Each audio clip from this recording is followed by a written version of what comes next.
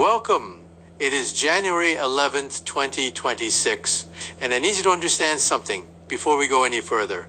What I am about to share with you represents the single most terrifying gravitational anomaly I have encountered in 43 years of studying theoretical physics. Sen, Atlas just opened a black hole near Earth? Not a theoretical construct, not a mathematical simulation, a real, detectable, growing black hole, currently expanding at approximately 1,000 miles per hour. Let me be absolutely clear about what this means. At 9:47 UTC yesterday, NASA's Deep Space Network detected gravitational wave signatures emanating from the precise coordinates of 3I Atlas. The frequency pattern matched nothing in our databases, nothing natural, nothing we have ever recorded from any known cosmic phenomenon. ESA's Gaia spacecraft independently confirmed the detection 18 minutes later. Different instruments, different methodology, identical conclusion. Think about what I just said. An interstellar object, something that entered our solar system from beyond, is now generating gravitational distortions consistent with an event horizon. The probability of this occurring naturally, my calculations showed less than 0.001%, 1 in 100,000. I have spent my entire career studying black holes from a safe theoretical distance, supermassive behemoths at galactic centers, stellar remnants formed from dying stars, primordial anomalies hypothesized from the Big Bang itself. But this is different. Sun I Atlas is located 1.7 astronomical units from Earth. That is approximately 158 million miles. It sounds far. It is not. In cosmic terms, this is our backyard, and the gravitational influence of a growing singularity at that distance is not something we can ignore.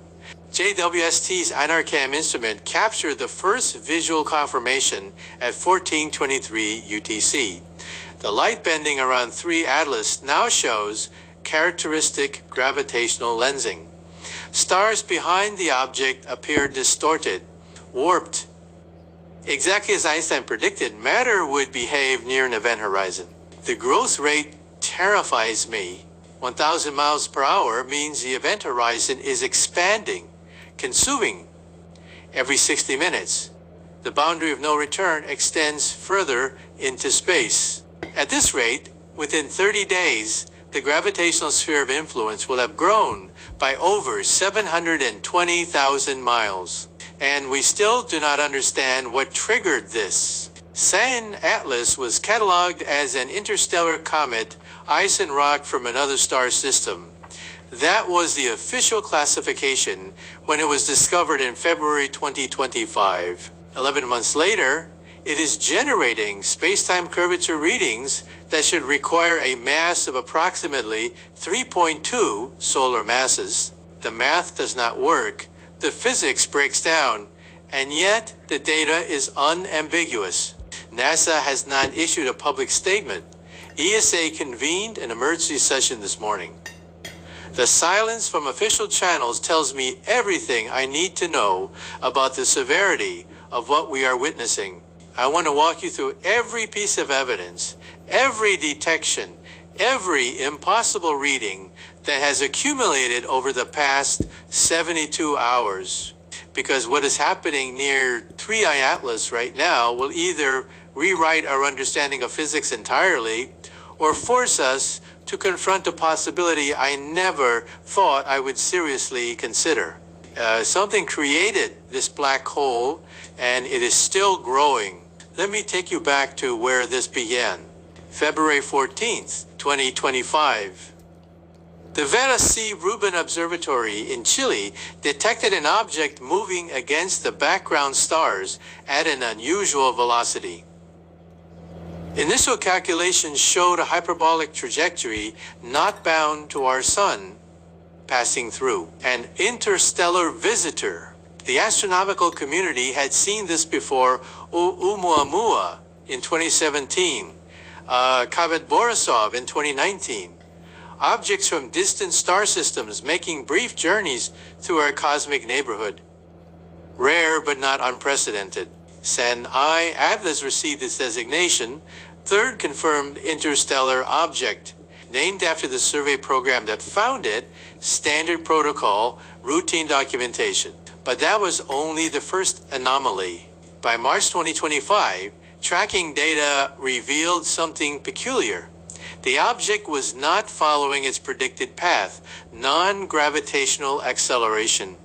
The same phenomenon we observed with Oumuamua. Scientists attributed it to outgassing, ice, vaporizing, and creating thrust. A reasonable explanation. Comets do this, except the spectroscopic analysis showed minimal volatile compounds. Where was the gas coming from? The numbers did not match. I remember reviewing the early papers and feeling that familiar itch. The data was telling us something we were not ready to hear. April brought anomaly number 2. ALMA's Band 7 receivers in Chile detected unexpected thermal emissions. 3I Atlas was warmer than it should be, not by a small margin. The surface temperature readings exceeded predictions by 340%. An interstellar comet spending billions of years in the cold void between stars should be frozen solid. Heat requires energy. Energy requires a source. What was generating that heat? The conventional explanation pointed to solar radiation. As 3I Atlas approached the sun, warming was expected, but the thermal profile was wrong. The heat signature was concentrated, localized, as if something inside the object was producing energy independently. NASA's Jet Propulsion Laboratory ran 17 different thermal models. None of them fit the observational data. Not one. Pause and consider that 17 models built on a century of cometary science. All of them failed to explain what our instruments were detecting. The anomaly persisted. The questions multiplied. June 2025 delivered anomaly number 3. This one kept me awake for days. The Chandra X-ray Observatory detected high-energy emissions from 3I Atlas coordinates, X-rays from an interstellar comet. I want you to understand how impossible this should be. Comets are ice and rock. They reflect sunlight. They release gas. They do not produce X-ray radiation. That requires temperatures exceeding 1 million degrees Kelvin. That requires plasma. That requires processes found in stellar coronas and accretion disks around black holes, not in frozen debris drifting between stars. NASA confirmed the detection at 2217 UTC on June 3rd. ESA's XMM Newton telescope independently verified the X-ray signature 14 hours later. The European Southern Observatory's Very Large Telescope provided optical confirmation from ground-based instruments. 3 sources, 3 different methodologies, 3 institutions with no collaborative overlap on this specific observation. Identical conclusion. San I Atlas was emitting X-rays with an intensity that defied every known natural mechanism for cometary bodies. The probability calculations haunted me. I ran them myself. The chance of a natural comet producing this specific X-ray signature, 0.0003%. 1 in 330,000. And we were just getting started. By September 2025, anomaly number 4 emerged. Mass discrepancies. Gravitational influence measurements showed 3I Atlas affecting nearby objects more than its estimated size would allow. Think about it this way. Imagine a basketball exerting the gravitational pull of a bowling ball. The size says one thing, the gravity says another. Something was fundamentally wrong with our understanding of this object's composition. Either 3I Atlas was far denser than any known material, or something else was happening inside it. The scientific community fractured into competing hypotheses. Exotic matter, neutron degenerate material, somehow surviving outside a stellar remnant. Primordial black hole captured within the cometary. Structure. That last theory seemed absurd at the time. I dismissed it myself in an interview with Nature Astronomy. Primordial black holes of that size would have evaporated through Hawking radiation billions of years ago. The physics did not support it. I was wrong. December 2025 brought anomaly number 5. The gravitational readings intensified. JPL's Deep Space Network began detecting frame dragging effects, and space-time itself was being twisted around 3I Atlas. Frame dragging requires a rotating mass of extraordinary density, the kind of density found in one place in the known universe. Black holes. On December 28, 2025, LIGO detected gravitational waves from the 3I Atlas region, not the massive waves from colliding neutron stars or merging black holes in distant galaxies. Something smaller, closer, continuous. The signature matched theoretical predictions for a growing micro-singularity. I received the preliminary data on December 30th. I stared at my screen for 20 minutes without moving. The implications crashed over me like a wave. Everything we thought we knew about 3I Atlas was incomplete. This was not an interstellar comet. This was not a peculiar asteroid with unusual thermal properties. Something inside 3I Atlas had collapsed into a singularity, where something had been placed there. Something was now growing at a rate our models said was impossible. NASA's official response arrived on January 3rd, 2026. Classified briefing, restricted distribution. I was not supposed to see it, but I did, and what I read confirmed my worst theoretical nightmares. The black hole inside 3I Atlas had reached a critical threshold. It was no longer microscopic. It was no longer stable. It was feeding, and the growth rate was accelerating. What comes next is the physics that should not exist.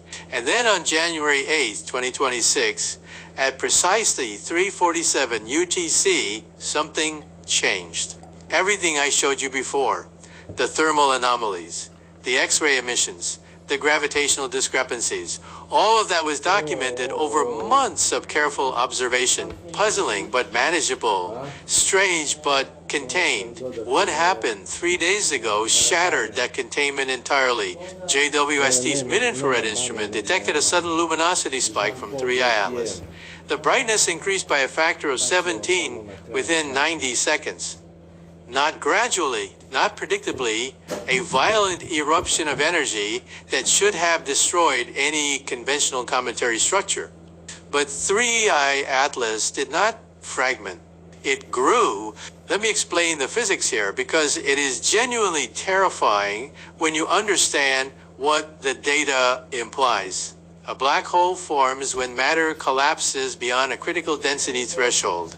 The gravitational force becomes so overwhelming that nothing, not light, not information, not anything, can escape past the event horizon.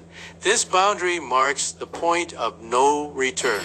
For stellar black holes, formation requires the death of massive stars, supernovae, gravitational collapse of cores containing several solar masses worth of material, violent cosmic events visible across galaxies. For primordial black holes, theoretical objects formed in the extreme density of the early universe. The rules are different. They could have started microscopic quantum fluctuations, amplified during inflation. But here's what makes 3I Atlas impossible. Microscopic black holes evaporate. Stephen Hawking demonstrated this mathematically in 1974. Through quantum effects at the event horizon, black holes radiate energy and lose mass. The smaller the black hole, the faster it evaporates. A black hole with the mass of a small asteroid would evaporate in microseconds, Gone before you could blink, the radiation would be explosive, detectable, final. The black hole inside 3I Atlas is not evaporating. It is growing, and let that sink in. The growth rate of approximately 1,000 miles per hour refers to the event horizon expansion. This means the black hole is consuming matter faster than Hawking radiation can diminish it, far faster. The mass increase calculations suggest it is feeding on the remaining cometary material. And something else, the energy readings do not match simple matter consumption. On January 9th, ESA's Integral Gamma Ray Observatory detected high-energy photon bursts from the 3I Atlas coordinates. Gamma rays at 1.2 MeV, the spectral signature matched theoretical predictions for matter-antimatter annihilation events. Antimatter, somehow, this growing singularity is producing or encountering antimatter in quantities that should not exist naturally in interstellar space.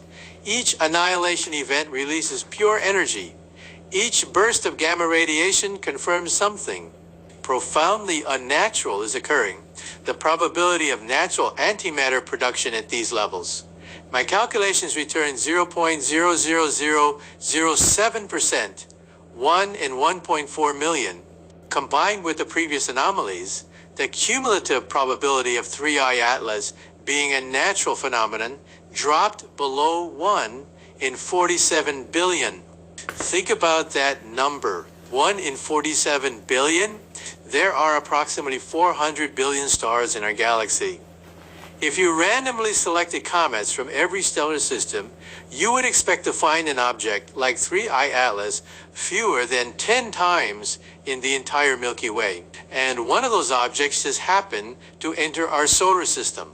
Just happened to develop a growing singularity, just happened to approach within 1.7 astronomical units of Earth. I do not believe in coincidences of this magnitude. The physics of black hole growth requires examination here. Under normal circumstances, a black hole gains mass through accretion. Material falls past the event horizon, adding to the singularity's gravitational well. The more mass it gains, the larger the event horizon becomes. But accretion has limits. The Eddington luminosity establishes a maximum rate at which matter can fall into a black hole. Radiation pressure from infalling material creates an outward force that balances gravitational attraction. Exceed this limit, and material gets blown away instead of consumed. San I Atlas is exceeding the Eddington limit by a factor of 12. This should be impossible. The physics explicitly forbids it. Yet the observational data from 3 independent sources confirms the growth rate. NASA's Goddard Space Flight Center ran the calculations 17 times. Different teams, different methodologies, same result. The black hole is growing faster than physics permits. On January 10th, 2026, yesterday, LIGO detected gravitational wave frequency shifts indicating mass increase. The Livingston detector in Louisiana recorded the signal at 11:23 UTC. The Hanford detector in Washington confirmed at 11:23 UTC plus 0.003 seconds. Travel time consistent with the 3I Atlas position vector. The mass had increased by approximately 0.4% in 24 hours. 0.4% may sound small. It is not. If the growth rate remains constant, the black hole will double its mass within 250 days. But the rate is not constant. It is accelerating. The curve is exponential. My models, and I've built dozens now, suggest doubling time could drop below 100 days within 3 weeks. Even I had difficulty accepting what the projections showed. A black hole at 1.7 astronomical units with sufficient mass will begin affecting planetary orbits. Mars, Earth, Venus, the gravitational perturbations would start subtle orbital eccentricities shifting by fractions of degrees. Seasonal patterns disrupted as our distance from the sun varies unexpectedly. And then comes the tidal stress. As mass accumulates, gravitational gradients steepen. Objects closer to the black hole experience stronger pull than objects farther away. This differential force stretches matter. Asteroids in the belt would fragment. Comet trajectories would destabilize. Earth's moon would feel the strain before we would. I consulted with 3 colleagues at MIT about these projections. All 3 refused to publish anything. When I asked why, one of them said something I cannot forget.